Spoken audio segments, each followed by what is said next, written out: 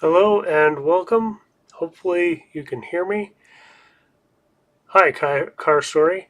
Um, as usual, since I don't do this every week like I used to, having a couple setup issues, hoping to be able to get my microphone back running shortly here. Um, let me know how the audio is. I'm just talking through the webcam right now. Hopefully that's coming through. But always an exciting time getting these started. But welcome to the Electric Car Hangout. Thanks for being here. It's been a fun couple weeks lately as we've been playing around with the CCS network and uh, doing some road trips and things with that. And then this past weekend, I worked at the state fair at the Eco Experience building at the Minnesota State Fair, and there was a lot of fun conversations. So I wanted to share some of that with you and kind of go back to old school. Um, how this live stream started originally was me talking about all the experts on the internet. So we're going to look at some of those things too because it kind of coincides with what I found at the state fair. So welcome, thanks for joining. Thanks to Todd for letting me know. John, hi Todd. By the way. Um, and yeah, let me just play around with this 1 second. Talk amongst yourselves. Uh,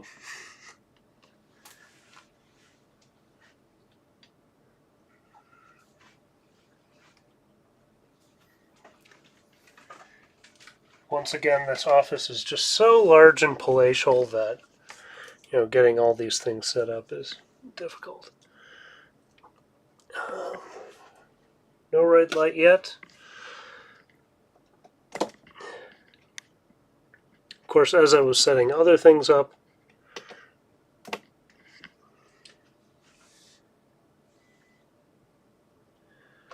all right, we're going webcam audio. So I apologize for that. I guess I can shut this camera off, and we'll just wing it. Why not? Um, but welcome, and thanks for joining. I do appreciate it, and thanks for putting up with this first couple of minutes. That was super professional. So excellent there. John says a friend of mine was running the easy station EV station at the fair. Ran into a violent person and the cops were called. Wow, that's terrible. Um, I hadn't thought about that much when I was signing up, but then as I was getting there, I'm like, what are the different things that could possibly come up? And that's definitely one of them. So luckily, we didn't have any of that, but we did have a couple people who were clearly buzzed and just wanting to get their opinions known. So that was kind of fun. Actually, the most people, if you've ever worked a trade show of any kind, most people will, kind of wander through. No, I don't want to talk to you, and just look at the stuff on their own, and they're on their way, and that's fine. I did try to make it a point, and I almost wish the shirts they had said, like, I'm not a salesperson.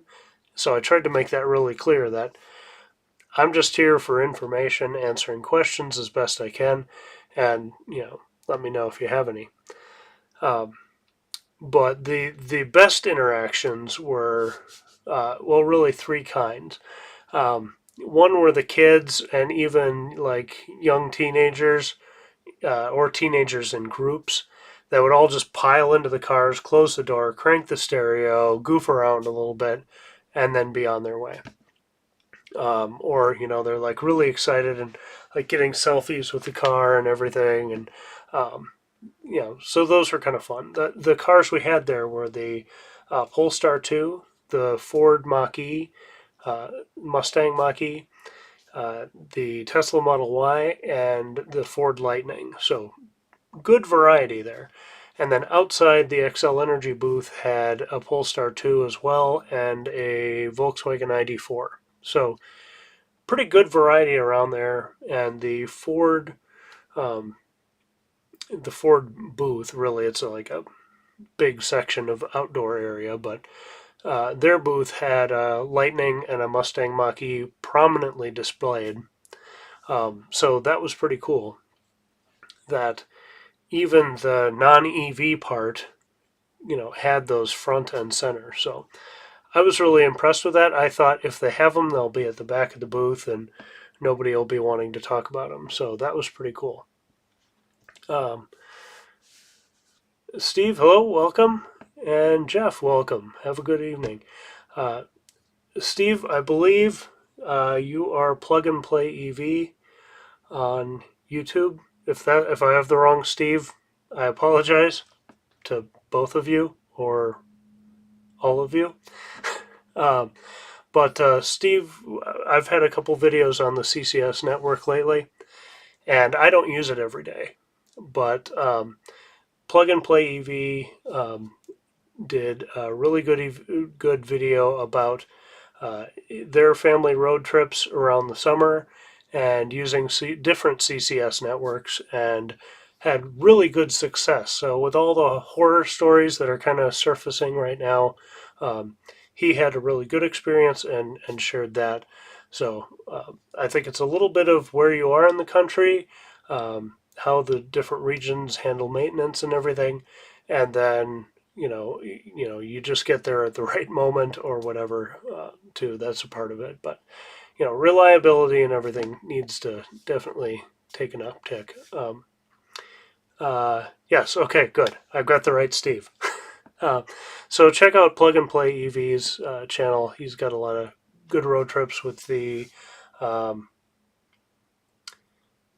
I'm blanking on which one it is. If it's the Ioniq 5 or the EV6. I think it's the Ioniq 5 you guys ended up with. And so if you're curious about that video, I used to have a Bolt, so there's a lot of comparisons there. So really good information. Um, uh, let's see.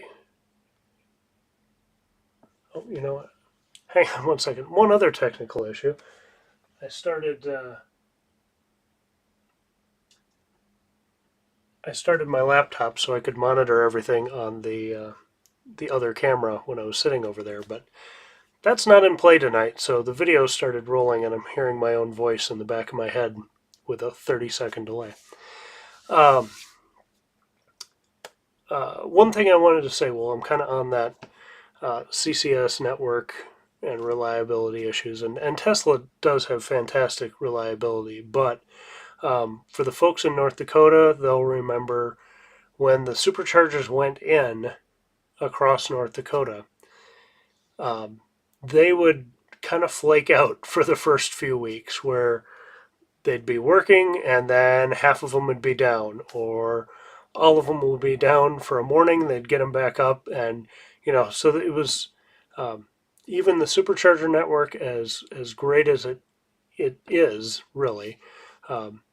There have been issues where a cabinet will go down, and that takes 2 or 4 chargers out, and problems happen. And really, the bigger thing is how fast do things get repaired and maintained, and is there redundancy so that if half of them go down, are the other ones going to stay up? So that's part of it. There's a whole thing, but anyway, I'm going to jump back here in the chat here.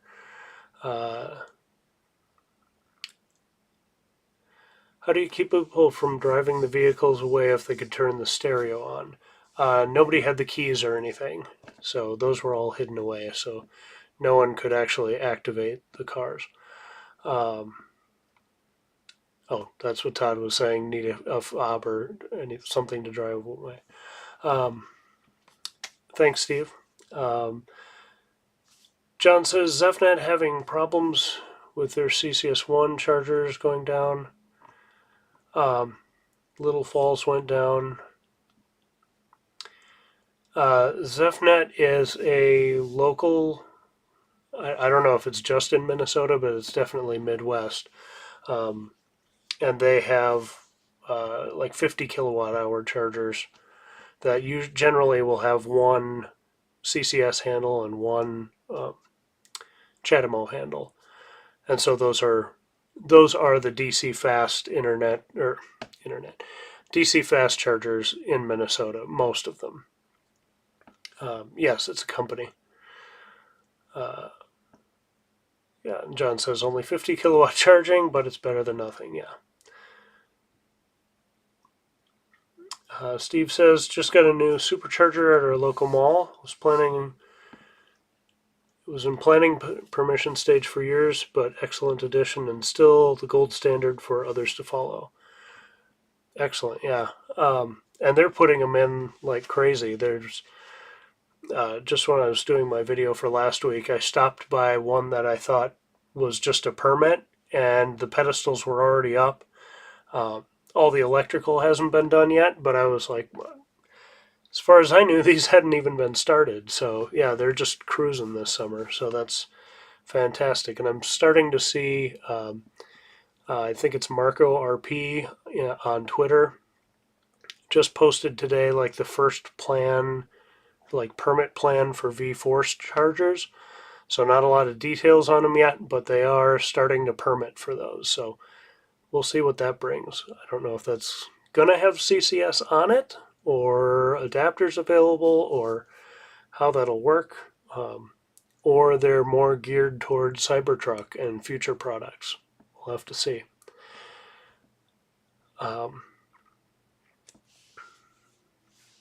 Yeah, okay, cool. All right, caught up. So some other crazy things have been in the, well, I guess I'll save some of the news stuff. I was talking about the state fair, so I'll go back to that and show, where is my, let's see, where did that end up?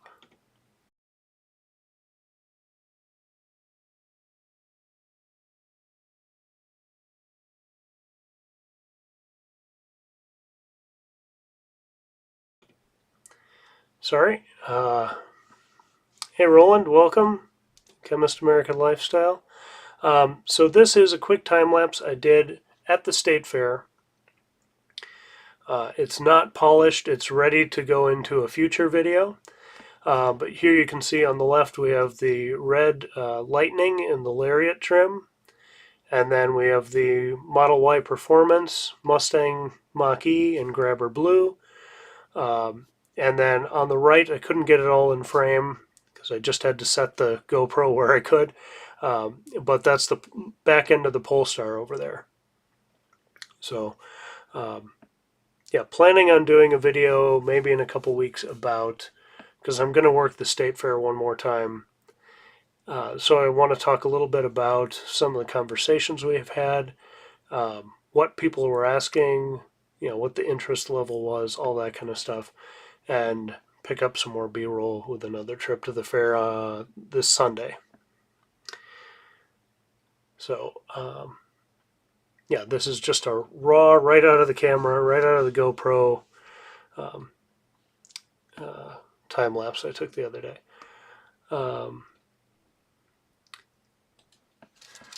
Roland says he misses the Wednesday thing. Maybe we'll do it every week once school starts again. I have a little more time to myself during the day. Might be able to do that again. John says the South Korea website is selling an aftermarket CCS adapter now. It doesn't have the production button on it, so he wouldn't buy it. Yeah, I don't know how safe that is. I'll bring the camera back. You guys have seen that. It's a little dizzying to watch too much. Wouldn't you rather look at this? But yeah, I think who was it? Trevor. I'm blanking on his last name. Model 3 owners. Trevor Page. I think that's right. From Canada. I think he has the aftermarket one and said it works, but yeah, I don't know if there's a safety concern there that people need to watch out for. But Obviously, the one that's Tesla branded is the official one, so take that with a grain of salt. Um, Roland, Chemist American Lifestyle, is also the one who made that. Where's my head? Made the hat. So thank you to him. And he does Tesla videos and stuff too. And he's way up in Williston, North Dakota. So he knows how to get by in the dead of winter with a Model 3. Um, yeah, so the state fair, jumping all over the place. Uh, so I was talking a little bit about the three kind of groups that were the most fun to interact with. One was the teenagers because you didn't really interact with them; they just did teenager things and screwed around and made a lot of noise and then ran away and everything.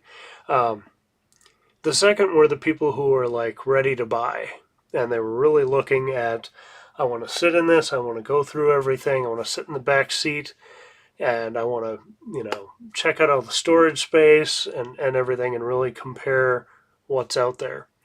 Um, and just kind of learning about what's out there. When I said, these are some of them, there's a 94 outside that my wife thinks is really cute, and so you might want to check that one out. Being able to point them to different places where you could actually see, good quality EVs was exciting. Um, and having those conversations of, oh, I can't wait till I get my this or my that, or my brother's got one of these and he just loves it, and things like that. Um, the other the other group that was really fun to interact with were the really cantankerous, I'll never buy this crap kind of people. And some of them are just so, you know, dismissive that it's no fun. But a couple people in particular was an old guy walked by. I'm sorry, I've got a fly in here and it's driving me mad. I hope you can't hear it because it's pretty distracting. Um, there's this old guy who came up and he was like, well, these things are never going to work. You can't tow with that truck. I'm like, oh, yeah, there's towing tests all around. You can tow with it. Like, maybe not as far as fast, but for what most people do, you can tow with it. Well, I just don't think, you spend all your time charging up. I can just fill up with gas in, 5 minutes and have hundreds of miles and I can go. I'm like, yeah, but I can like plug it in at night and it charges while I sleep. It's like, well, what do you mean about that? I said, well, I have a plug in my garage and I take that when I get out of the car in the evening, stick it in, walk into the house, and in the morning it's full, or as full as I want it. He's like, oh, well, still, what about when you're on the road? You can't be stopping all day to charge. I'm like, well, our average stop is 22 minutes, and that's with a daughter I gotta, get in and out of, we gotta get snacks, we gotta do bathroom stuff, all that. Um, our average stop is still like 22 minutes. Oh, well, and he listed off a couple other things, and then he's like, well, what do you do with these batteries when they're all done? We're just going to have landfills of batteries. I'm like, no, you can recycle them. Well, how do you recycle them? I'm like, well, they shred them up, and then you float out the different elements in it, you recombine them, and make new batteries. Well, not the heavy metals. I'm like, no, that's what you need to make the new batteries. You need the heavy metals that are in there to make the new batteries. And he's like, well, why don't they tell people that? I'm like, I, I just did, but, just looking more beyond like your first surface thoughts, like you're the first person to ever come up with these ideas is, I guess it's human nature, but it's also hilarious. And like he, by the end of it, he was still like, well, I'm never getting rid of my gas car. I'm like, well, you probably won't. Okay. Have a nice day. Enjoy the fair. Um, Jim, hello. I'm a Tesla guy. Um, and he just got home. Let's see if I missed anybody before that.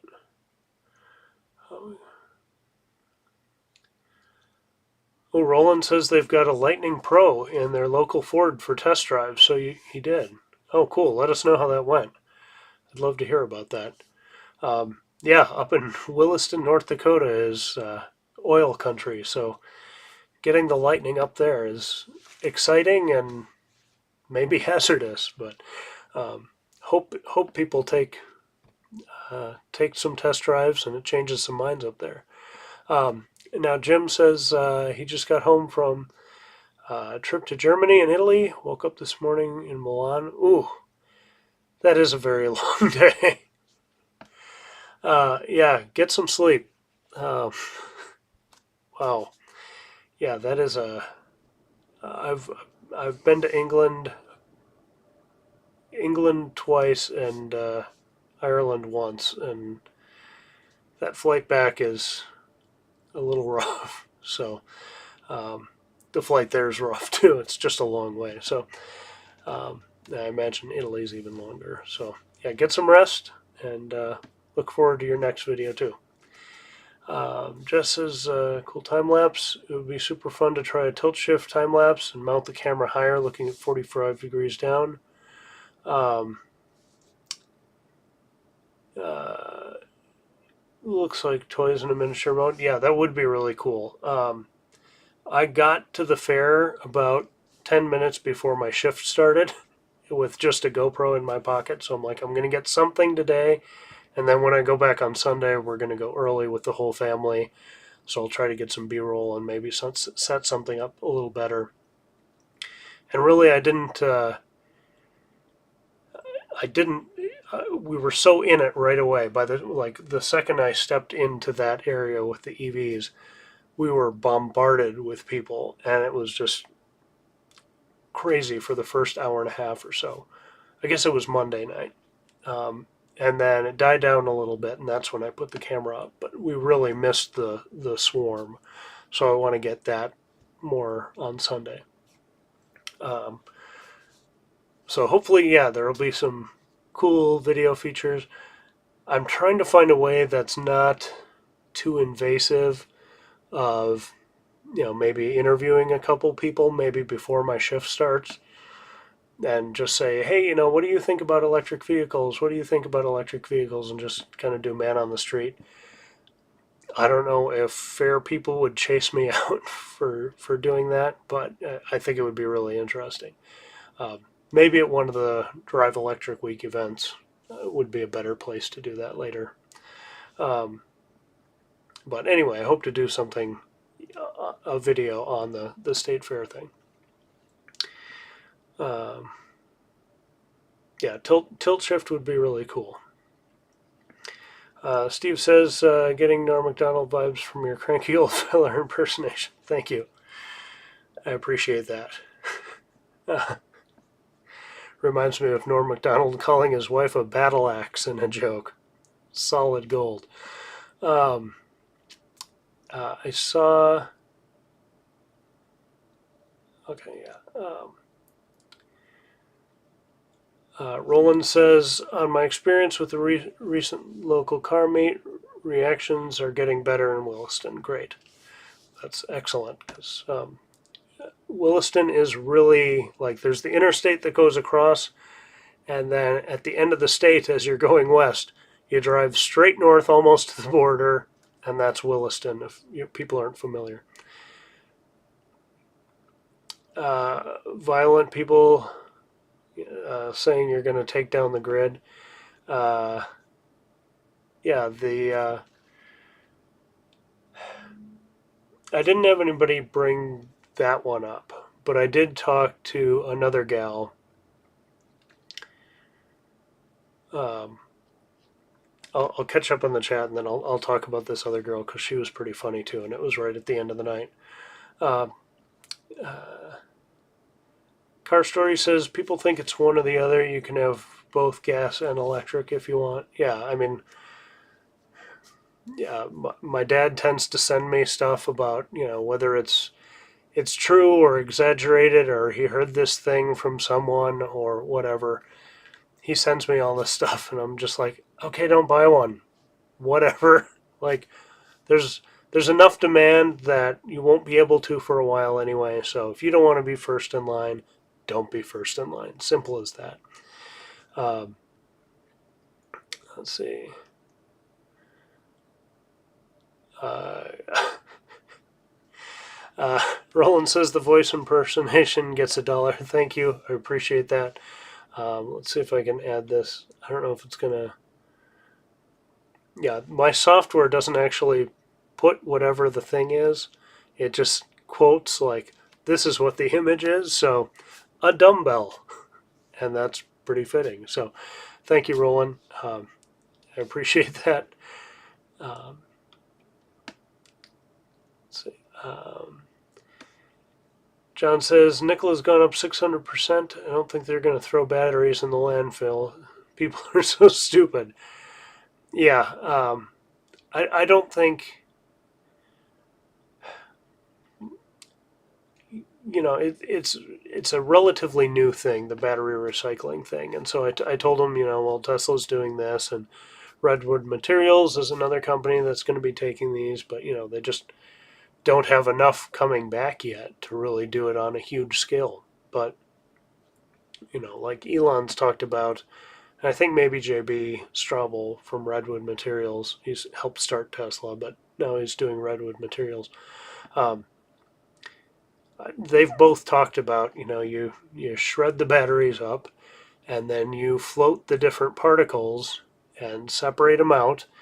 And I was thinking, like, how could I explain that to, somebody? And I thought, well, I grew up in Lesueur, Minnesota, which is the home of the Green Giant company. So Green Giant peas and corn and all that stuff. And my mother worked in the area where they separated the peas. And it's the same kind of thing. Different quality peas float at different levels.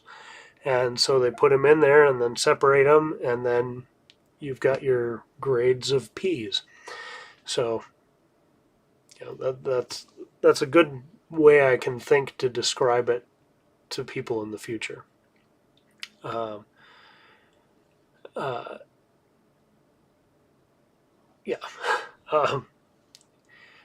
Do they throw copper and aluminum in the landfill? No. Well, you're not supposed to. But actually, I used to work for an event production company, and every now and again when I worked in the warehouse, we had to clear all the old props and scenery out. And so we'd do dump runs. And so we'd load the big 24-foot box truck, like a rental, or like a Hertz truck, or not a...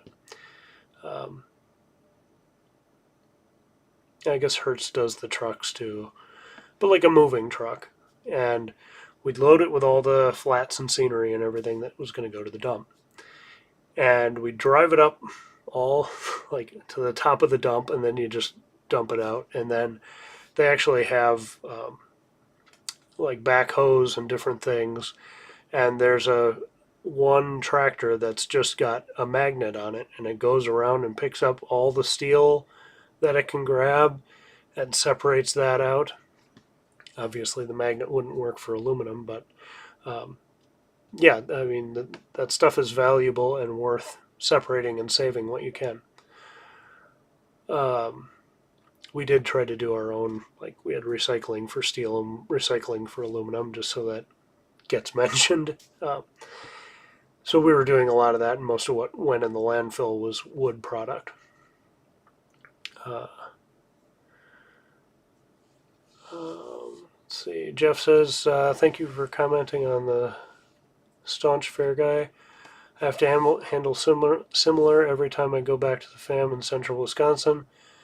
I don't even have to say anything and I get attacked. Yeah, I understand that, and I actually want to do a video. I don't know if I want this on my channel exactly, but I want to do a video where I just go off and go, don't buy one. Just don't buy one. If you don't want it, if you think they're crap, if you think they're gonna, if there's all these problems with them, then you keep paying for gas, but don't complain to me about gas prices. So I've kind of got this whole tirade I want to do, but it's like, Not sure if it really fits with my channel, but um, I think it would be funny and get be a big load off my chest to just be able to explode for about 10 minutes about that kind of stuff. Um, I'm sure you guys feel the same way. John says I'm freezing. Okay, I am doing this live stream over Starlink, so I apologize if there are drops. I think it's a pretty clear night out there, but you never know. They're launching more satellites all the time, and we switched to Starlink satellite or internet, so um, hopefully it's not freezing for too long. But I do apologize if it is. Let me know if there are big dropouts or anything, please. I thought he was saying I was freezing because I'm in the basement. I'm like, no, the lights are on. It's nice. Um, Steve says interest has been growing. Extended family have definitely been asking what they should buy over the last 12 months. That's great. I've had some conversations. I've had some of those negative conversations, but I've also had, the curious reach out as well and like, so tell me what the deal is with these things. So hopefully more of that does happen. And I think it's just going to be a snowball as somebody's neighbor gets one. Um, as people see or hear more, like at the fair, the fact that the Ford dealership booth has the Lightning and the Mustang Mach-E front and center, I think that is huge. GM didn't have that. They had pictures of the Hummer, but I don't know. I wish they'd do more to promote their EVs. And maybe they will as they more come to market. I did have somebody say they have a reservation for the Silverado, and they were really looking forward to that. So that's great. I said it's going to be another year, but it's good. It looks like it's got great specs, and hopefully it's a great vehicle. Um, excuse me a second.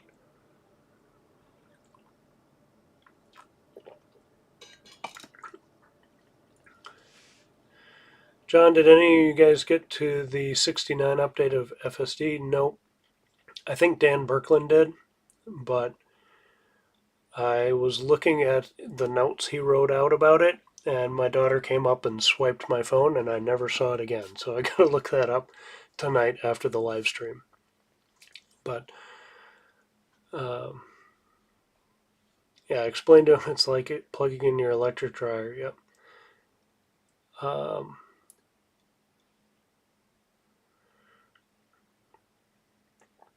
Roland says every time he gets a comment about it.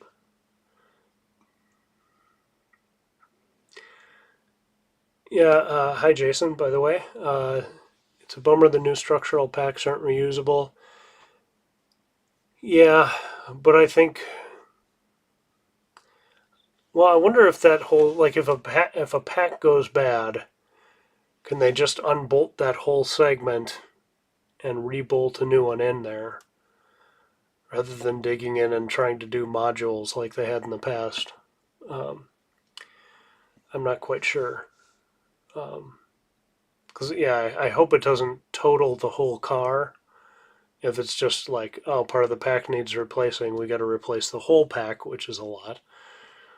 But yeah, I hope that doesn't mean the whole car has to go away too, because you can recycle a lot out of it, but there's a lot of a whole car that you can't. Um, Steve says Redwood is a big one because they're working with Ford and VW. He gives critics pause for thought. Yeah, when known OEMs are involved, definitely. And I kind of think there's a lot of talk when JB left Tesla, like what if he wants to do battery recycling, why not just do it at Tesla?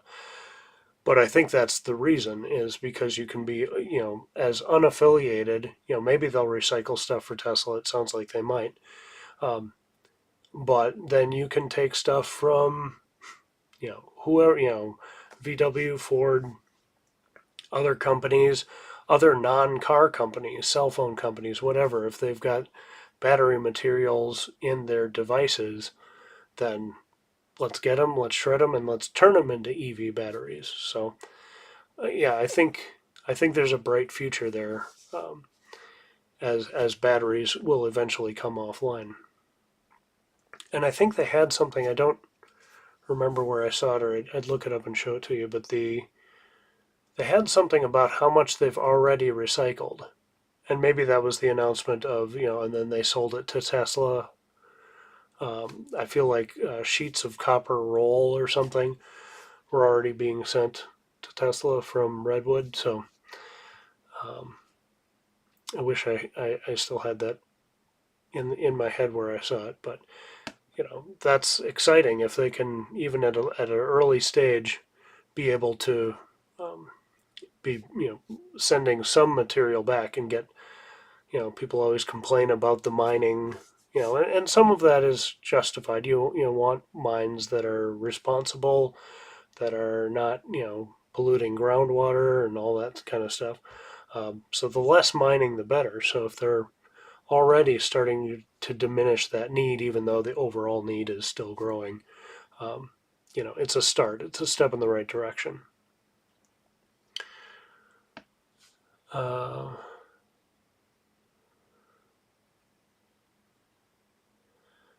Jeff is going to see the Rammstein concert in Chicago this week. Rammstein.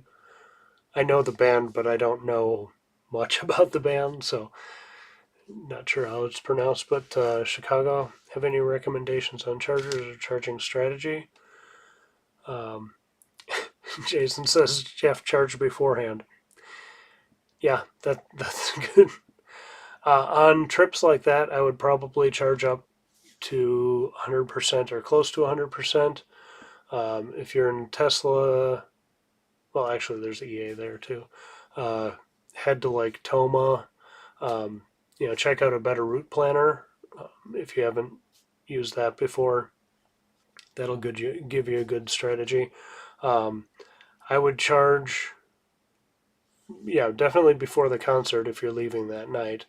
But I would anyway, like do your last charge stop pretty full to get you into town and out of town. And if you're, leaving town when it's going to be busy from a lot of people leaving the concert, it's probably best to get further out of town so you're not going to run into a busy charger. But a betterrouteplanner.com is how I would plan that.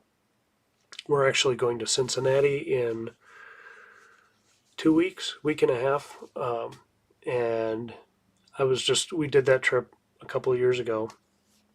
And so I made a comparison of what a better route planner says now for the Y compared to what it said with the 2015 Model S. So I'll show you that here in a second. I'm realizing I never got back to my third story about the state fair, so I'm going to try to catch up and then I'll get back to that. Roland says every time I get a comment about if the grid can handle the EV wave, my reply is I'm just a guy here, but giant Ford is investing billions. So if the grid can't handle it, the big company won't invest billions. That's a really good point, and one I hadn't even thought of. That clearly they think it's going to work. If they're putting this kind of money into it, they're not. They've done more research than the average person. At least you'd hope. Car Story says I'm kicking myself for not ordering a Cybertruck when the first week of pre-order. That's kind of how the guy with the Silverado was like, yeah, I ordered my Silverado relatively recently. I'm like, oh, that's gonna be a year away or maybe more, but good, get it, enjoy it. Drive an EV. That's fantastic. I would not have known you were on Starlink. It looks really good. Fantastic. Glad to hear that. Because the setup before things got rolling was rough. Not because of Starlink. Hi, John. John says Nissan Leaf SL Plus is coming. Brian's channel? Oh, I think John texted me about that just as I was getting set up. Sounds like he's got one for a couple weeks. Yes. The Nissan Leaf is 240-mile range. Very quiet and safe. Drives really nice. You're going to WKRP in Cincinnati. We are going to visit Fiona the hippo at the Cincinnati Zoo. And I switched hats for the live stream. I have a Team Fiona. She was born premature a few years ago, and we used to watch these songs and videos about Fiona before my daughter's bedtime. So we've gone to see her. This will be our third time, and now she's got a baby brother, Fritz, which is baby hippo as well, obviously. And so we'll see him possibly. I'm not sure if he's on display yet or not, but so we're going to do a quick weekend trip, which is going to be driving all day Friday, be at the zoo all day Saturday, driving all day Sunday. But it should be fun, and of course there will be videos of that. I know people tune in here for hippo content, so I want to keep that fresh and entertaining.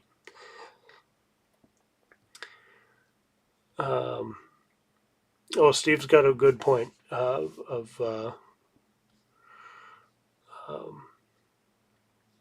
for Jeff, to find a parking lot with destination charging in Chicago if possible. Yeah, if you're going to stay at a hotel, try to pick one with the destination chargers. I know Zach and Jesse's channel for a while. The Now You Know channel was, I can't think of the name of the place, but it was in Schoenberg, which is a suburb.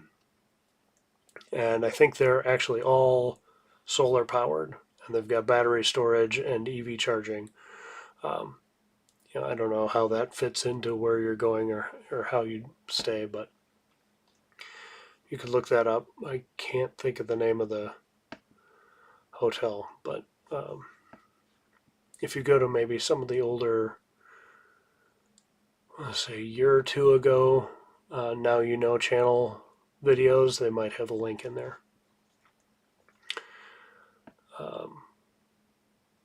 But yeah, if you can find any hotel with destination charging, that'll help.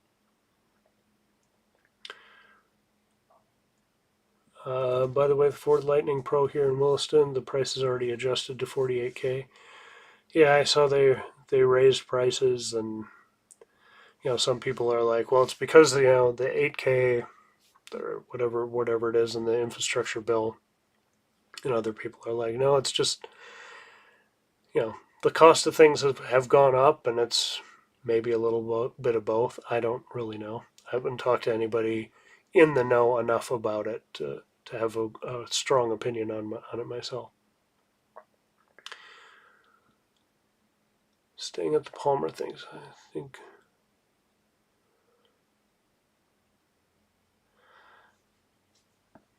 Yeah, Jeff, whatever will work for you, I guess. Yeah, I still would check a better route planner and just see if there's a good. They might have a strategy that works into your plan specifically where you want to go. That I can't picture in my head, so see what they have there. John says, I want a video of Lonnie Anderson from WKRP. She don't live there anymore. Yeah, probably not. Anyway, so third story about the state fair and the kind of people we were interacting with. So it's almost the end of the night. We're wiping down the cars and everything, packing everything up. And these four ladies walk in. I think it may have been either two moms and two daughters, or grandma, mom, and daughters. Really, I only talked to, I talked to them all generally, but one of the daughters walked up, and she was probably very late teens, early 20s. Kind of had a college age vibe to her. She was just like, all right, we're going to settle this. And like she huddled them all around me. They're like, what do you think of Elon Musk? tell me everything you know about him. I'm like, okay. He was born in South Africa, moved to Canada. He wrote his first, computer game in high school, and then, started PayPal. And at that point, she's on to, question number two. Uh, why do you drive an EV? Then isn't it just powered by coal? And and actually pointing, and she, okay, well, what about this? Okay, well, what about that? Can you take a road trip in them? And I'm like, yeah, here, let me show you. I pulled up my phone's got a. I can show you guys. Could probably just bring this up on the computer, but I'm not quite sure where it is. But so that's all our road trips since 2018, EV road trips, which is really all the road trips we've done. Um, so she's like, well, what about this? And I'm like, yeah, well, last year we went all the way up to, North Dakota, across Montana, into northern Montana. And she's like, well, what are you thinking about? Can you take it to Glacier National Park? I'm like, yeah, we were there in Glacier National Park. She's like, Glacier National Park is stupid. It's full of stupid Californians. I'm like, okay, well, there are smart people and stupid people everywhere. But what did you do while you were in? I was like, well, we went canoeing on the lake there. She's like, which lake? Uh, the big one, the Lake McDonald. Yeah, okay. And it was just like that. Well, what about these are all powered by coal? And I said, well, yeah, some. It depends on your energy mix in your area, and really you're using a gallon of gas takes I think it's 2 kilowatt hours of energy in its production. So just getting it out of the ground, transporting it, getting it to the point where you have it in your gas tank to then burn inefficiently, where you could take that 2 kilowatt hours and put it right into an EV and drive without all those extra steps. Just get it from the sun or wherever. And even if you get it from coal, it's still cheaper.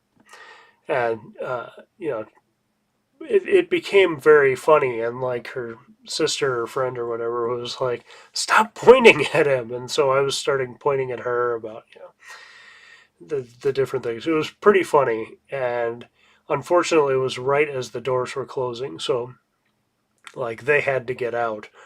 But I did walk with them for a while to, finish answering the questions. But there again, it was one of those where she had her mind made up, and I think she was mostly just giving me crap and wanting to hear what I'd say about Elon. And she's like, "What do you think he's going to buy Twitter? What do you think about him?" I'm like, "Well, he's a net positive, and he can be kind of an a-hole. So, he's human, but not perfect." And they were like, "Yeah, that makes sense." I said, with what SpaceX is doing, what Tesla is doing is a net positive, and that wouldn't be happening, without him kind of pushing and the whole industry's, kind of moving. But can he be a colossal jerk sometimes? Sure, definitely. I can't argue with that. Or just say dumb things that, without context, make him look worse than he is. Yeah, I think so. Hey, Aaron, welcome. Aaron just got back from a road trip to Great Smoky Mountain National Park. He did not go to Dollywood, though, so. But sounds like they had a pretty good time. If you have any comments or anything you'd like to share about that, feel free to.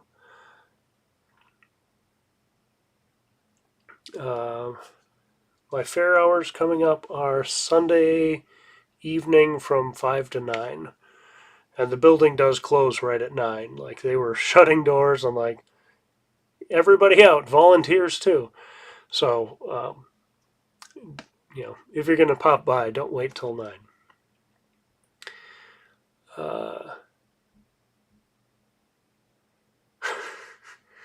Steve, I like that idea. A whole series of characters of of EV critics I meet. I could maybe maybe do that.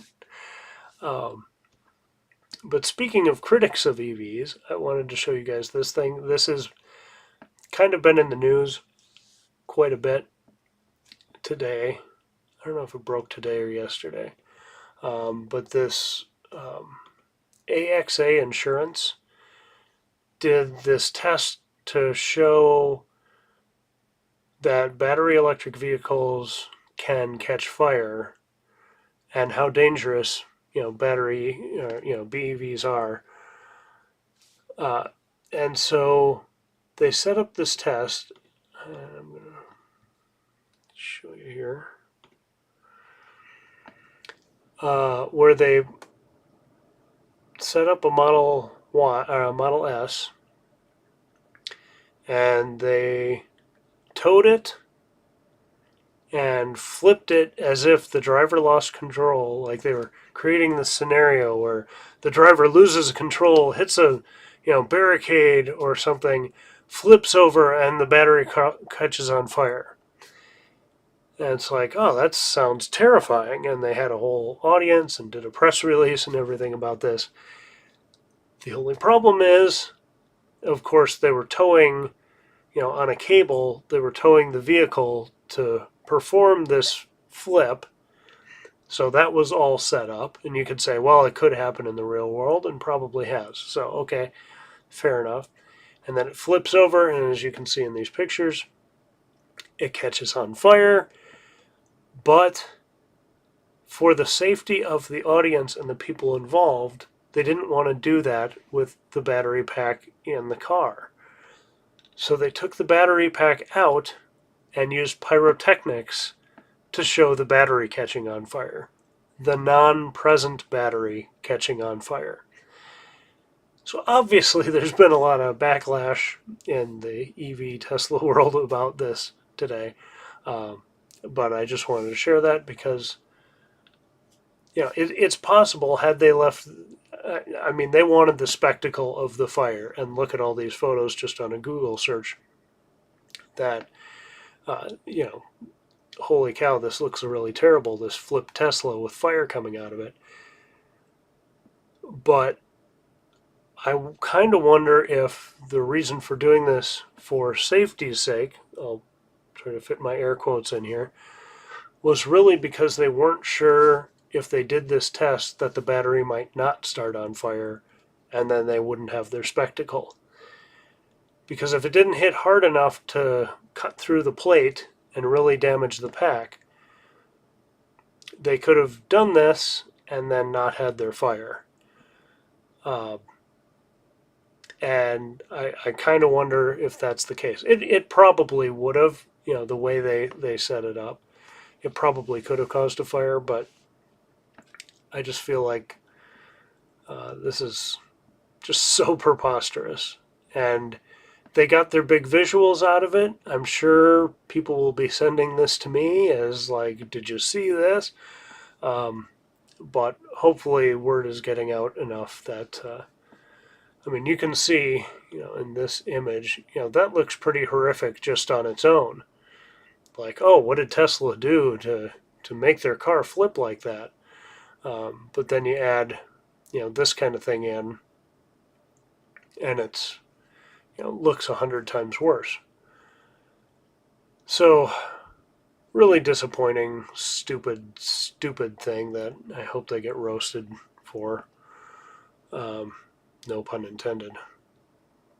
But so frustrating that kind of stuff is out there. And the Dan O'Dowd stuff too about FSD, and that stuff is just so frustrating when, the technology is there and proven, safer, fewer EVs catch fire than gas cars by a ton, per capita, and it's just so frustrating. But that's the narrative. Somebody at the fair did come up to me, like, oh, I want to wait till the tech is proven more and there aren't fires all the time. So there really aren't fires all the time. I mean, with someone like that who's trying to learn, I don't try to go, full blast in their face. So like, you don't know what you're talking about. They never catch fire. And so I said, oh yeah, Tesla hasn't had, really any fires to speak of in a while, and um, the like battery pack fires, and um, the issue with the Bolt. It was a handful of vehicles. They took them all in. They replaced the batteries, and everything seems fine now. So you know those issues are pretty rare. So I kind of wanted to just kind of calm the situation down a little bit, and then we talked about what kind of vehicle she would prefer and what we had there to show. Um,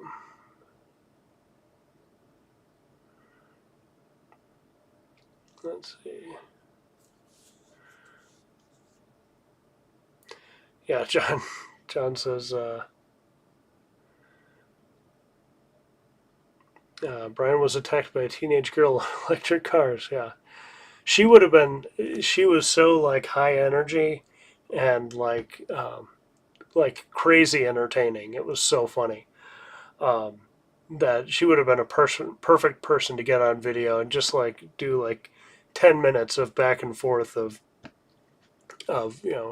her just coming up with the next thing and like trying to answer it, and it was really rapid fire, like really fun. So um, let's see.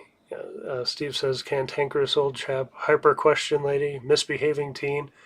That's three right there from the jump. Yeah, I got to start writing these down. I'll watch back on the recording and make notes. Um, Aaron says he had a great trip, other than the Expedia saying one hotel had charging when it didn't. Ooh, that's bad. Um, they did offer to let us plug into the wall, but those were iced. Oh, well, at least they tried to help, but too bad. I hope you were able to find charging. I know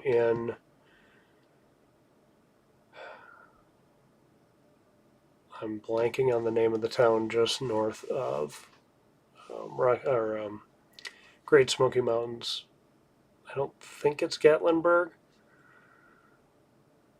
um, but there is a supercharger there, so hopefully you were able to use that and do your driving. Um, Larry says, Larry, I don't know if you've been here for a while, but if you haven't, hi, welcome. Larry says, I picked up my Model 3 in Eden Prairie yesterday. Build quality was perfect. Great to hear. That's good. Uh, there's a dent in the left fender that he wouldn't have noticed if or seen if they hadn't pointed it out to him. Well, I'm glad they actually pointed it out to you. That's cool. Um, yeah, so hopefully they'll take care of that. I have an appointment in a couple weeks to have it checked. Great customer service. Good start to my move from Toyota Lexus hybrids to Tesla BEV. Excellent. I'm really glad to hear that. Um, that's fantastic. Car Story says, yes, that was a fake test. Yeah. And yes, congratulations, Larry. Um, like Jason says, um, yeah, you think they could get sued by Tesla for faking the fire on this? Yeah, I'm wondering if there's any things that's going to shake out on this, because this seems really,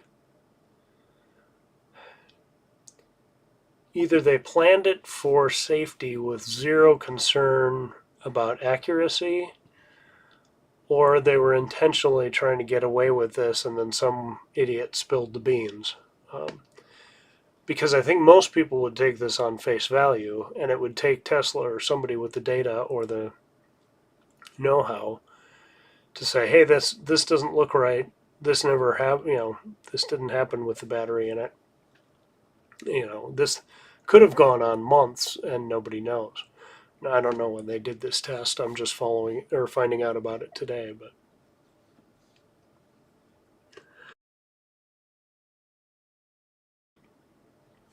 excuse me. Um, yeah, it's going to be interesting to see how this shakes out. One more comment on Aaron's trip. He already made the Minnesota Tesla group. Big thanks to Maplewood Tesla for getting us both batteries before the trip. They did a great job.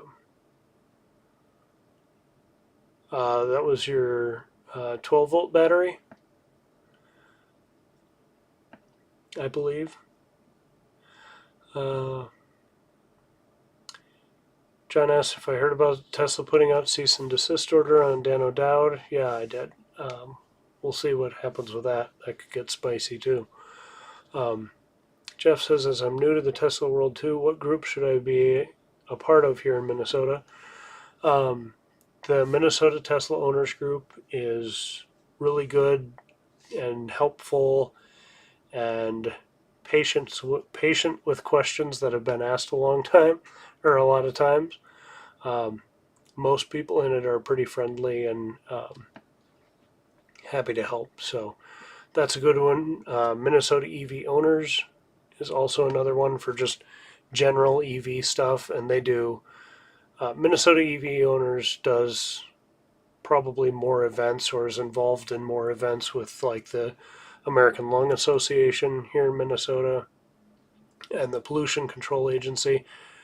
That's how I got in with the state fair volunteering, was through that connection.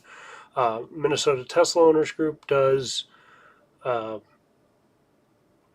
a lot more. I mean, they do some community things too, but it's more, um, like let's all meet up at a pub or in a park or go for a drive to a winery or an event or a fall colors drive up north of Duluth and things like that. So both good groups for information, but a little different style. And obviously, the Tesla group is mostly concerned about Tesla, and the EV owners group is Tesla and everything else as well. Uh, Aaron says they found charging at a Holiday and 40 miles away.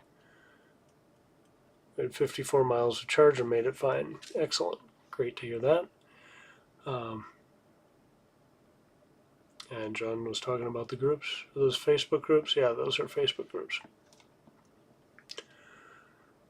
And Jason points out, yeah, a Model X towed the old S to launch it, which is, yeah, ironic, ridiculous, stupid, or funny. I'm not sure which, or which they thought it was. Um, just bizarre. Um, high voltage and 12 volt. Wow. Well, yeah, I'm glad they were able to. I remember you posting about it. I just don't remember the details of it. But yeah, glad they were able to get you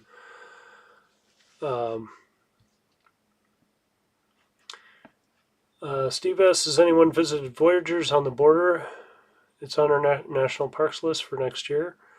Um, uh, I believe so.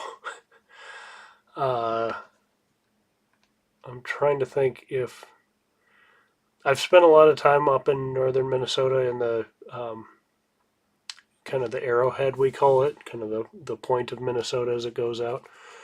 Um, but I can't remember which parts were actually like in the national park area and which weren't. I've been to the Boundary Waters canoe area. Um, I guess I could actually look that up, but um, it's a beautiful, beautiful area. Um, but be warned of mosquitoes and black flies. Are kind of the watchouts there, at least to me. Come on. Okay, everything decided to. Okay. As I was setting this live stream up, my monitor got unplugged, and a lot of other devices are plugged into the back of my monitor, and they are no longer responding, so I can't type. But Um, see if I can with the. Let's show you guys what I'm doing here, because that's more interesting than looking at me think.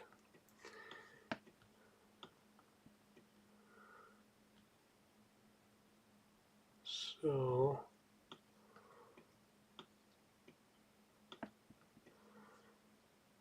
I'm thinking of Grand Portage. My great-grandparents lived in Grand Marais, and so I've been going up there since I was a little kid. Superior National Forest. Voyagers is further north. Okay. Then I don't think I have been there, actually, because I went into the Boundary Waters, but I don't think it was that far west.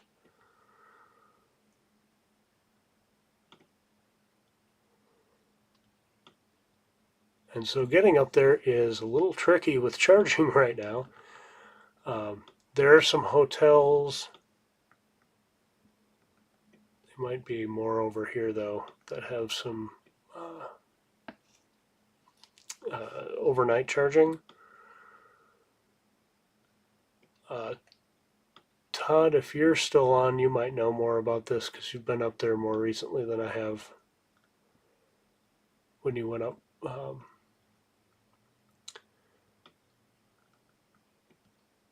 Last year. I'm trying to think of. So obviously charging in Duluth and Bemidji has superchargers now, but that's still a good hike away.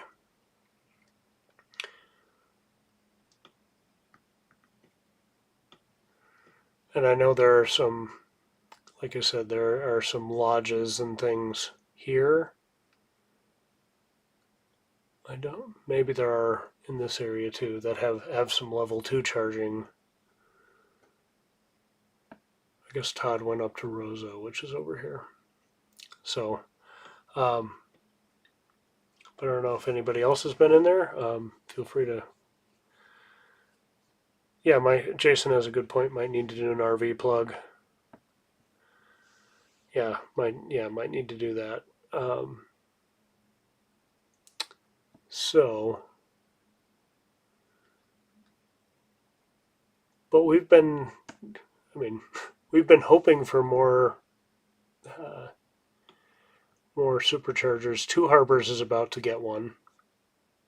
And 68 degrees there right now. But still, that's further than Bemidji. So, and there's one in Thunder Bay too, but I think then the Trans Canada Highway takes this route. Yeah, it must.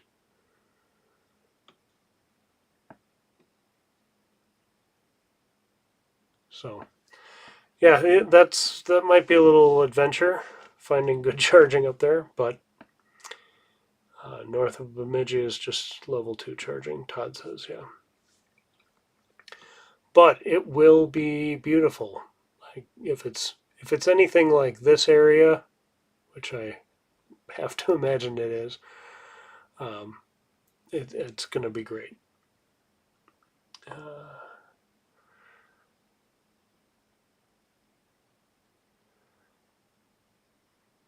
Let's see. Going back to Aaron's battery question. I don't think I have.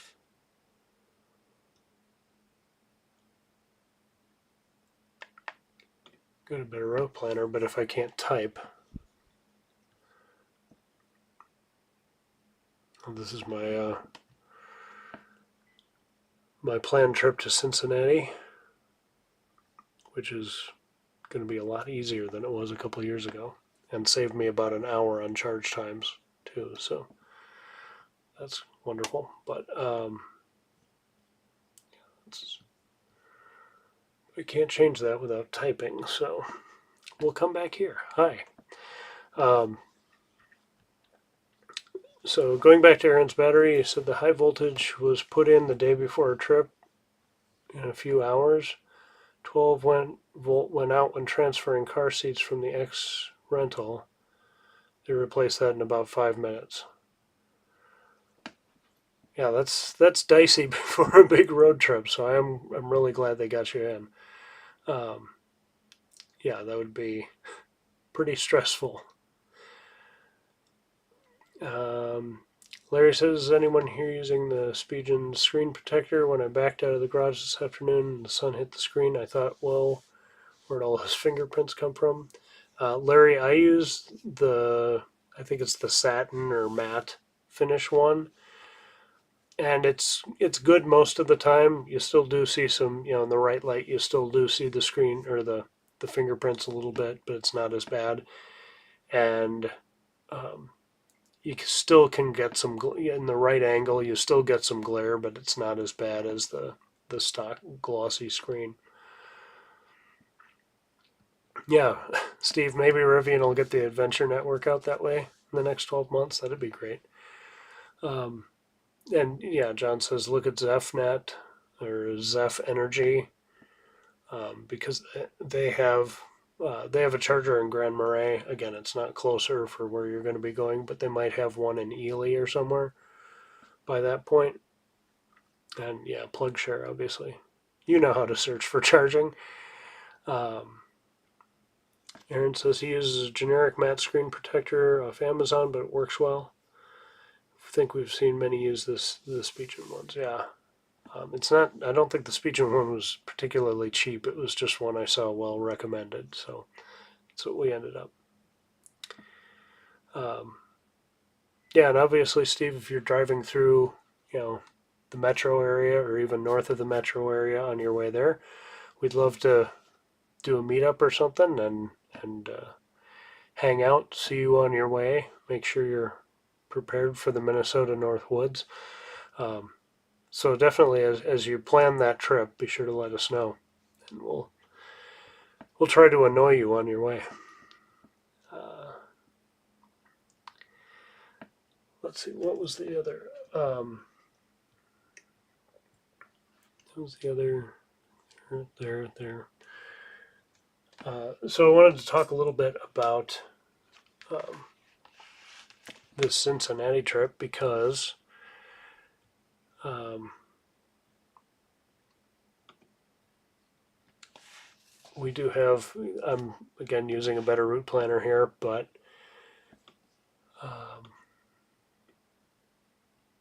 just back this out a little bit so you can see where we're going here. Um, and so I took a look through, a couple of years ago when we did this trip, we did it in the 2015 Tesla Model S 85D. And that charged significantly slower. All the chargers at that point were V2 chargers. And we still had a good trip. It was a fun weekend and everything. But some of our charge stops were pretty long. In my video, I didn't put the actual time we stayed at each one. I put I think it was the Better Route Planner grid. Let's see if I can bring that up. Yeah, so they have this little grid, and I think that's what I copied and pasted into the video. So I just had like the planned charge stop was like 11 minutes, and we were there for a half hour getting breakfast or something like that. Um, and so obviously this is what it's saying for this trip now with the Model Y. Um, and these charge stop times are, the long one is 20 minutes. And that's just incredible, especially since, like I said before, our trip to Florida this year, our average stop time was 22 minutes. So if we do an average of 22 minutes at all of these, obviously it's going to take us longer than this plan, but it might mean we can end up skipping one, which would be fantastic. So we'll kind of see how this all shakes out in real time when we plan it. But I added up all those projected times and compared them with these projected times, and that trip was 2 hours and 33 minutes of planned charging. This trip should be 1 hour and 21 minutes of planned charging. So that's an hour and 10 minutes saved just by the different vehicle, V3 superchargers, and maybe some optimization on a better route planner's part too. But um, that's pretty cool. So on a full day of driving, I think it's going to be, the whole trip is 24 hours, so it's going to be roughly 12 hours each way. Um, any minutes we can shave off of that is good. So looking forward to that trip. Like I said, it's going to be not this weekend, but the next. And should be fun to go out there and check that out. And I'm going to see if Alex and Brandon from the Living Electric podcast, they live out there. I think one of them is in Cincinnati. I could be wrong, but I got to look up which one it is, if either of them, and we'll see if I can meet up with them too after our day at the zoo. So,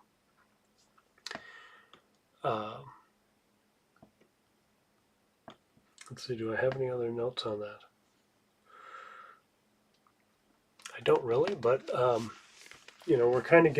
we're gearing up for fall. We actually have to take our daughter out of school for a day to do this trip, but it's around her birthday, so we're kind of doing we'll go see Fiona for your birthday deal. Oh, I can't type. I was going to say I could show you who Fiona is if you don't know, but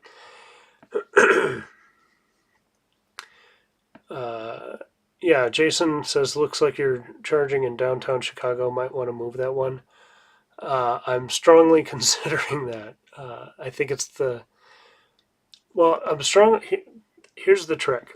I'm strongly considering moving that because I've always moved to get out of Chicago or, go around. But I thought a better route planner keeps putting me in that one. So for the sake of video content, do I bite the bullet, take the chance that a better route planner knows, and follow their instructions and go into downtown Chicago? I don't know if my wife's ever been in Chicago, other than when we picked up our Model S, but that was in the suburbs. And I know my daughter hasn't been, so is it worth this might be a terrible experience for a video's sake, and then they get to see, kind of driving into Chicago? It might be worth it, or maybe, depending on the time of day, maybe we'll do that on the way there. And then if it's horrible, skip it on the way back. YouTube loves bad experiences, so it might be worth it for that.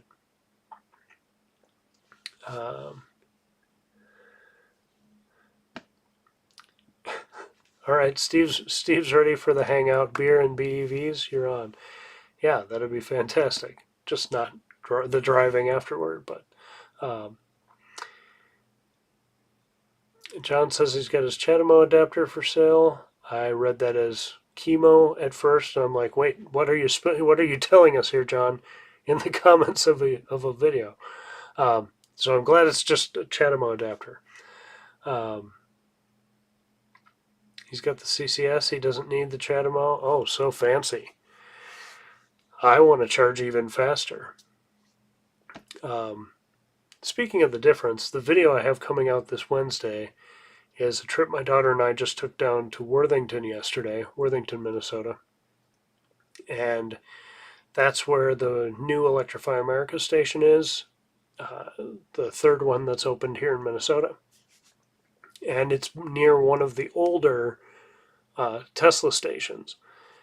And I think it's a 120 volt Tesla station, or 120 kilowatt hour. No, not hour. 120 kilowatt version 2 supercharger. And now across the street or across the highway are 150 kilowatt CCS stations and 350 kilowatt stations.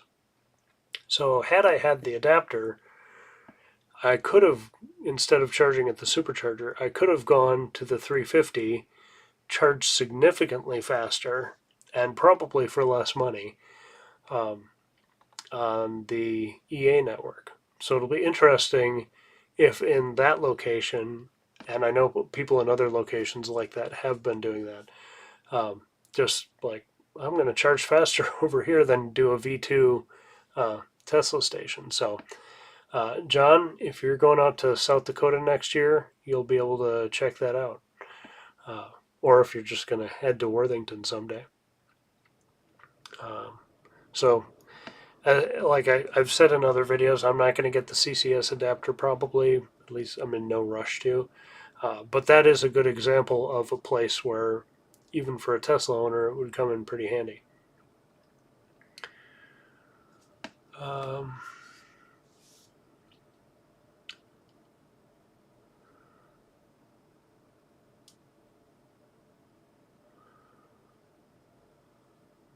Aaron said all the stops on her trip, the car was ready before we were, with diaper changes and food, etc. Yeah, that's how all of all of my trips are. I can't. I almost should like hook a GoPro, like wear one on my chest as we go into the stores, because the most just unbelievable things happen. At one of the WalMarts on our Wisconsin trip, we got. I'm trying to think of what the food was, but it was like in a little bag, and somehow as Joan was walking around, she popped the bag open and then spilled. It was like cereal or something all over the floor in the middle of a completely different department aisle. And so I'm, sweeping up Cheerios on the floor of a Walmart, trying to get them back into the container. And then, like, we went and had to cross the whole store again, grab another one, pay for them both, and then, just pitch the one. Um, but it's like, when does that ever happen? But hey, the charging was done before we were, so I guess that's good. Um, that was a really important story that I'm really glad I shared with you. Uh, Steve says we have Tesla family in Cincy and visited Dayton. Let me know if you need ideas or local info. Thank you. I think we've got it figured out. My wife booked a hotel, and I think we're just right near the zoo, and pretty much just gonna do that because we do we're bookended by 12-hour travel days. Um, and I know my wife wants to take my daughter to the hotel pool after the zoo, so it's going to be a pretty tightly packed trip.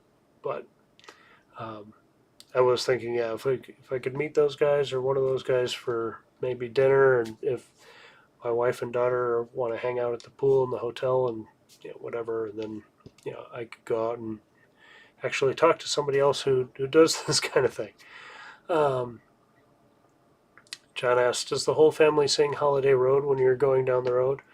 Um, we sing a lot of songs. We have little dance parties. Um, we listen to a lot of Sesame Street songs. Luckily, the ones that if you bring up, I think in the Tesla streaming, there's like a Sesame Street channel. And so many of those songs are from like when I was a kid. And it's like, no way, this is fantastic. And then some of them are new and they're okay, but they're not as good as the classics. Um, but yeah, we do sing a lot and sit in awkward silence a lot. staring at the road intensely. Get all your luggage up on the roof. Model Y, yeah.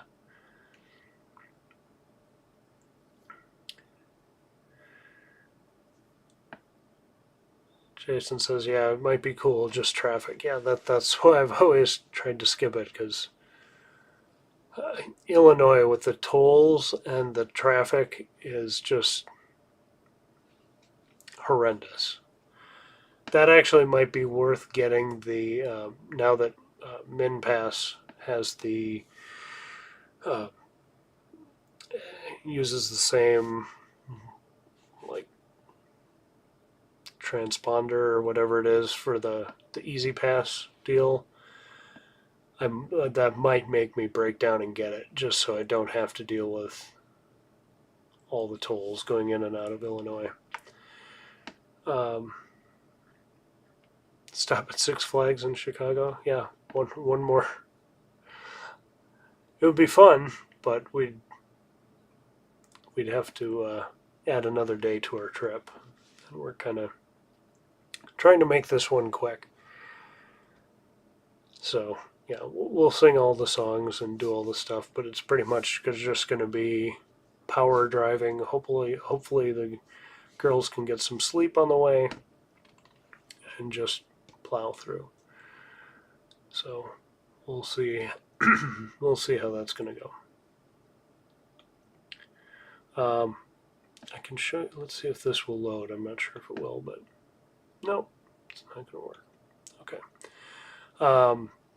For those of you keeping score on the Bloomington Superchargers, last I saw, and somebody posted this on Facebook today, that they actually have a transformer, and I saw that last week too. So hopefully, one of these weeks there will be some live chargers in Bloomington near the airport. So that would be good. I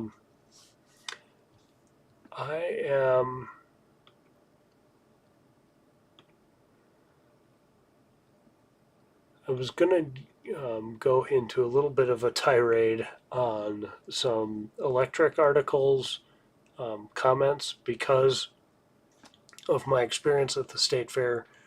Kind of reminded me of why I started doing this live stream of like talking about FUD and the different arguments people make.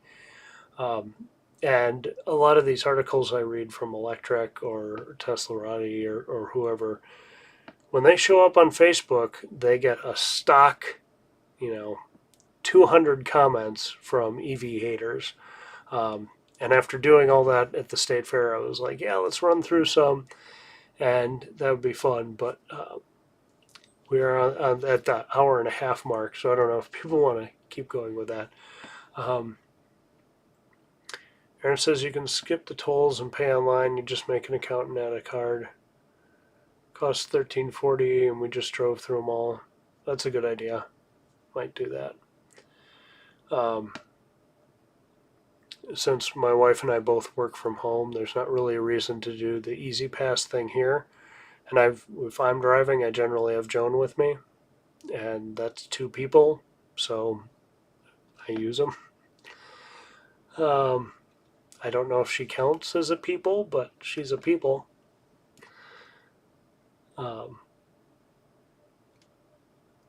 So yeah, might just do that. Pay online. That's a good idea.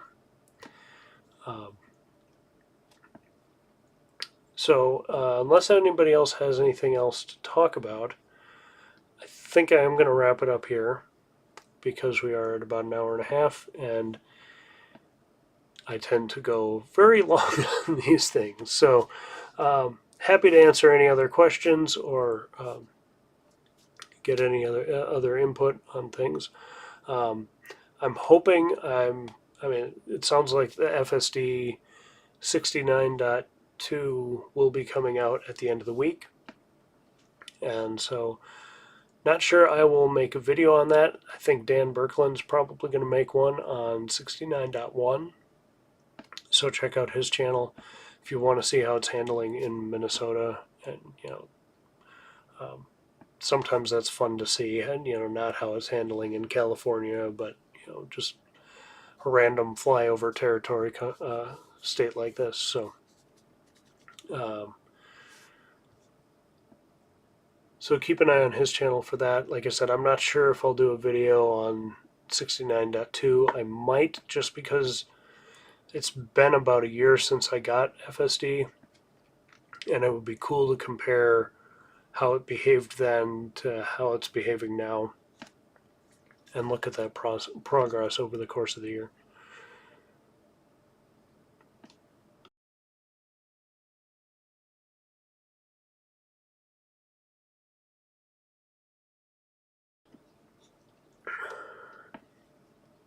Larry says he has an adult special needs daughter, and while we waited for our order at Culver's today, she was excited to watch Disney Plus in the car. Yeah, that's a big perk, being able to put things on the screen and just let it roll for a little bit. That helps.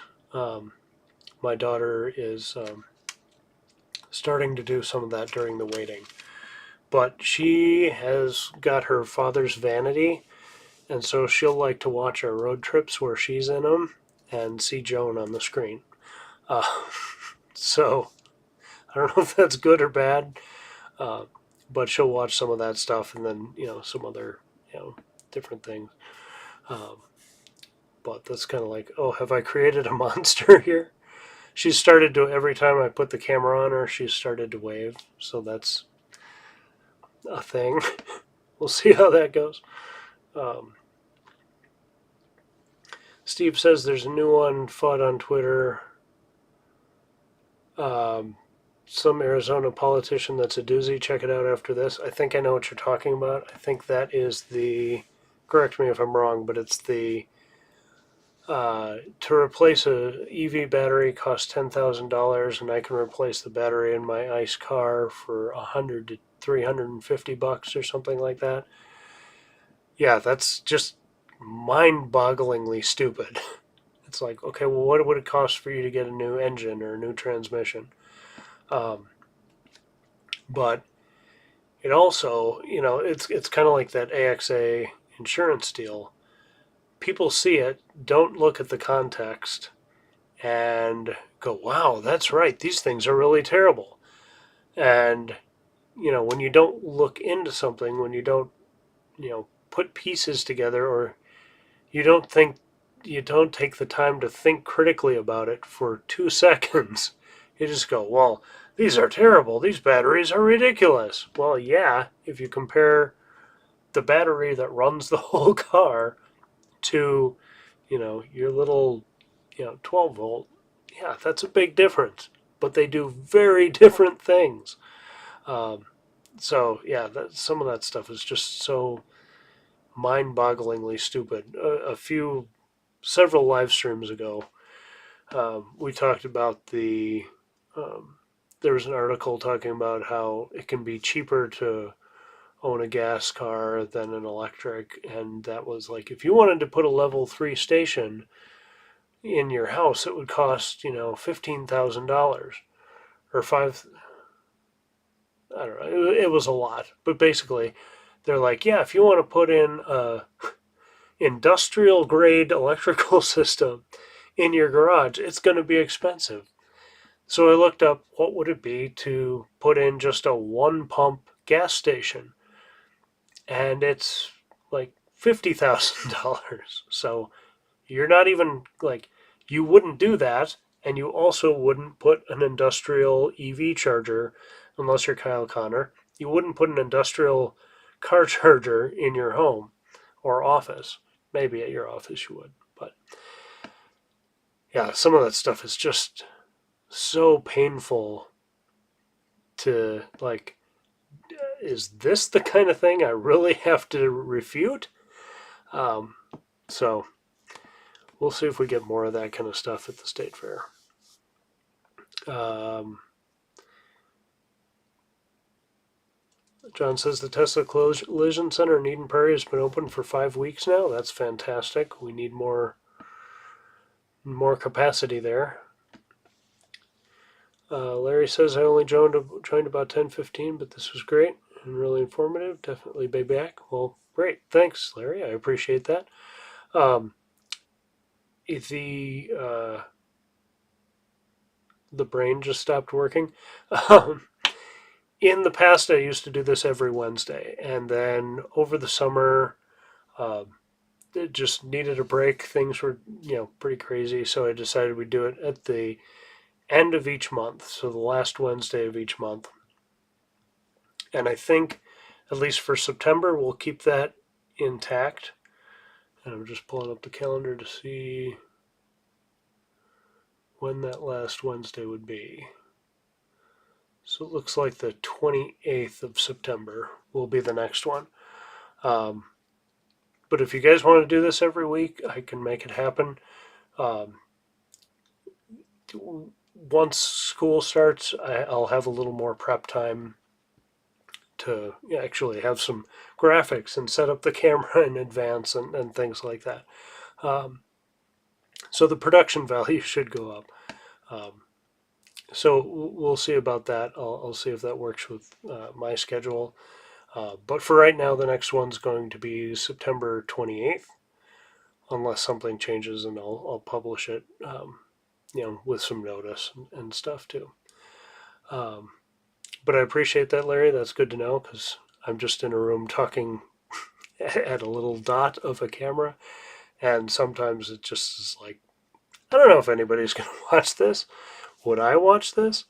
Um, so that's good to know. Thank you. Thank you, Aaron. That's nice. Um, watch the recent road trip videos, which have inspired me to plan some road trips around the state. Fantastic. There's a lot of cool stuff here. We did the Florida road trip this spring, so decided this summer we'd save a little money and just do day trips. And I do have playlists of the different road trips on my channel if you're interested in that kind of thing. The big one we did in Montana last year. Um, a couple of years ago, we did the Frunkful of Diapers trip, where my daughter and I drove down to Austin, Texas for Fully Charged Live, then over to Disney World, and then back.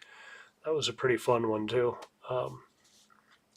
But obviously, that was an older vehicle, and um, charging was a little different then, too. But um,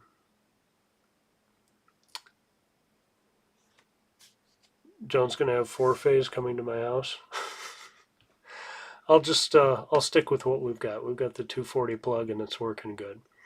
Um, Steve, thanks for joining. Really appreciate it. Again, check out Plug and Play EV and follow his travels and challenges and his. I'm blanking on it. Is it coffee and kilowatts or cars and kilowatts? Um, I think it's coffee and kilowatts, where he just talks about EV topics and stuff. Similar to this format, but he's usually got more information to share. Um, but great channel, so check his stuff out. Um,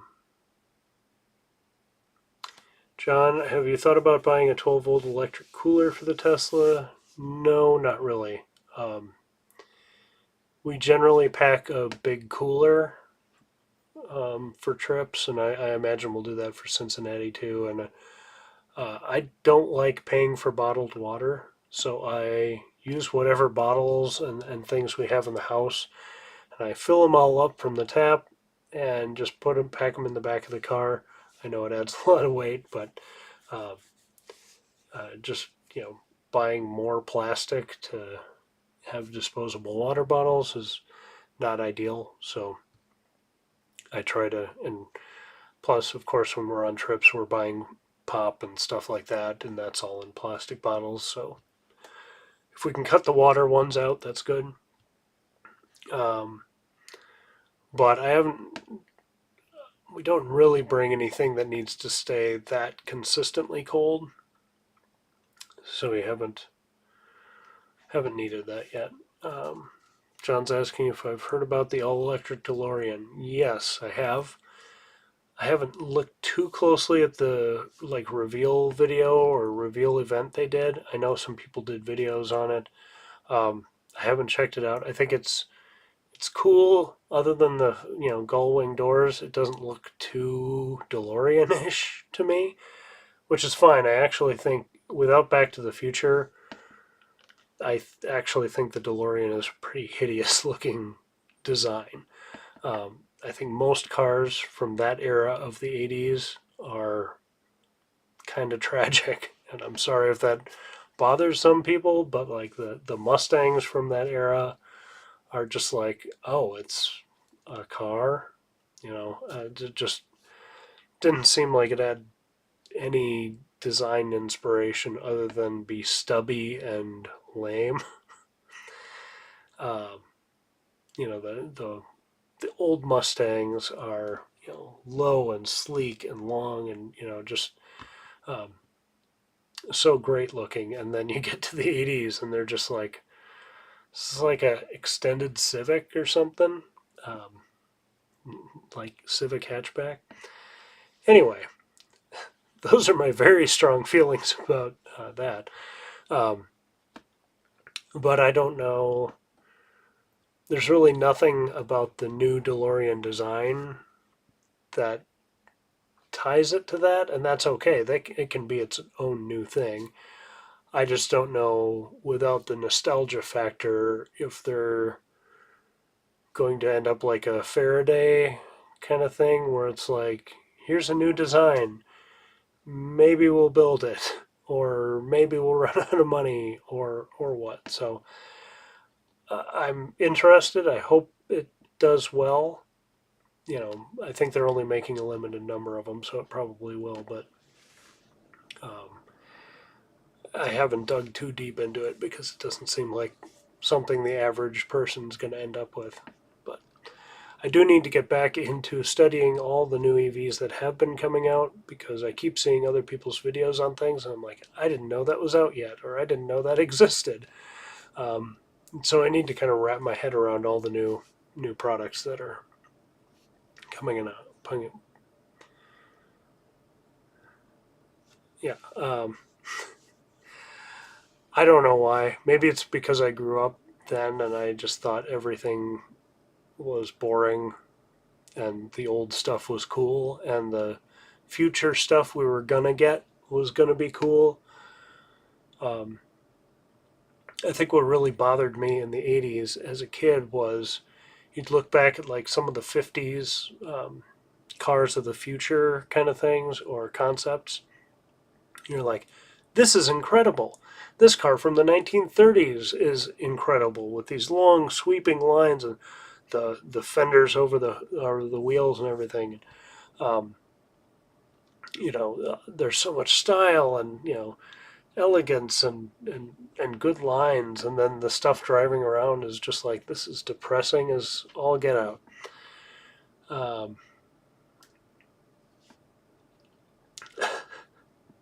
I consider the 80s to be the nadir of automotive design. It's pretty good. Um,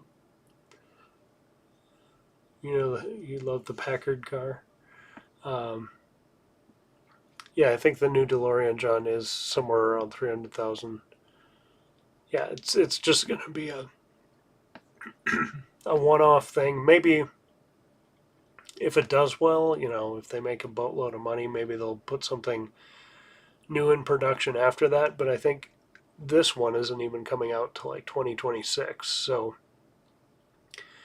it's hard to get too excited about it at this point. But um, yeah, expensive and far away, so won't be in my budget. Let's see.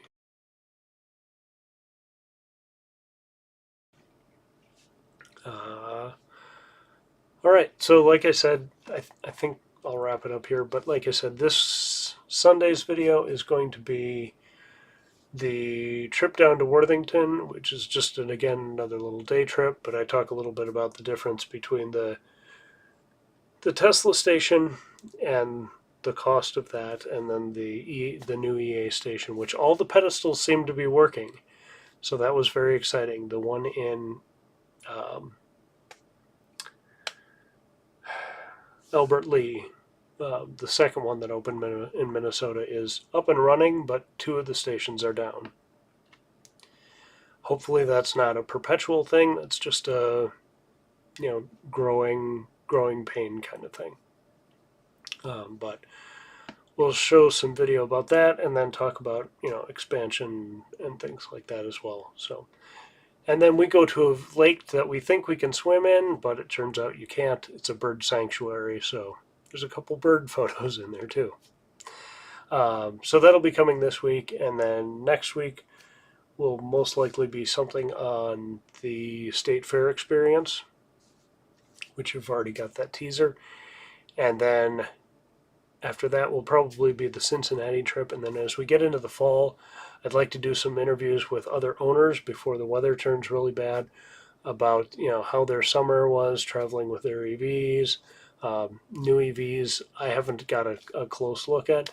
I need to meet up with Jason and take a look at his Plaid and maybe have him give me a launch, because I still haven't been in a Plaid launch yet. So those are the things I'm going to try to be working on for the fall, and bring you some exciting, fun stuff. So, and road trips and things will be in there as well. We're trying to decide where we're going to go in February for maybe a longer road trip again. So we shall see. Larry says the supercharger network was a key to my decision, along with the technology and continuous software improvements. Yeah, that's frankly, at the state fair, as I was talking to the people who are more serious about buying, some of them were buying Teslas, so it was just like, yeah, okay. But other people, I was like, okay, well, how do you use this? How often do you, need to go outstate? And how, would you have a cabin or someplace you can charge wherever you would go? Because, yeah, CCS is still kind of tough here, unfortunately. I have a friend who got a Mustang Mach-E this spring, and a year, maybe 2 years ago when he ordered it, we were like, yeah, the CCS network will be great by the time this thing actually comes. And I would love to get a hold of him and find out what his experience has been like this summer. I hope it's been good. Obviously, you don't want anybody to have a bad charging experience, but the reality is it's just not as advanced here in Minnesota yet. So hopefully that changes. Yeah, Aaron, you're welcome. Thanks for joining, and I'm glad you guys had a good trip, and I'm glad they were able to take care of your battery issues, multiple, quickly and get you on the road. So have a great night. I'm going to sign off now, and I had an end screen, but I overrode it with the other video, so this is going to be an abrupt end, and have a great day. Have a great rest of your week, and I'll see you on Sunday with that video about Worthington. So talk to you later. Thanks a lot for joining. Have a great night.